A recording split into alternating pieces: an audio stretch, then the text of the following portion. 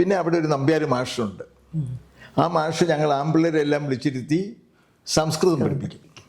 ഇല്ലത്തെ കുട്ടികളെയും എന്നെയും അവിടുത്തെ കർഷക ബാലന്മാരെയും പണിയാളുകളുടെ മക്കളെയും എല്ലാം ഒരുമിച്ച് ഇരുത്തി പഠിപ്പിച്ചു. ഞാൻ പറഞ്ഞതിൻ്റെ അർത്ഥം മനസ്സിലായല്ലോ. അവിടെ ജാതി ഭേദം മതദ്വേഷം ഏതുമില്ലാതെ സർവരും സോദരത്വേന വാഴുന്ന മാതൃകാസ്ഥാനമെന്ന് സാക്ഷാൽ ഗുരുദേവൻ പറഞ്ഞത് എൻ്റെ ഗ്രാമത്തെ സംബന്ധിച്ച് പ്രസക്തമായിരുന്നു. അതുപോലെ ഒരു ഗുരു ഞാൻ പറയട്ടെ, 8-ാം നൂറ്റാണ്ടിലും എൻ്റെ ഗ്രാമത്തിലുണ്ടായിരുന്നു. സാക്ഷാൽ ശങ്കരാചാര്യർ. ശങ്കരാചാര്യരുടെ അമ്മാത്ത് എൻ്റെ ഗ്രാമത്തിലാണ്. സാക്ഷാൽ ശ്രീശങ്കരൻ്റെ അമ്മാത്ത് എൻ്റെ ഗ്രാമത്തിലാണ്. മേൽപ്പാഴൂർ ഇല്ലം, അവിടെയാണ് ശങ്കരൻ്റെ അമ്മയായ ആര്യാമ്പയുടെ ഭവനം. അതാണ് ശങ്കരനാണ് ലോകത്തോടൊരു മഹാമന്ത്രം പറഞ്ഞത്. എന്താണ്?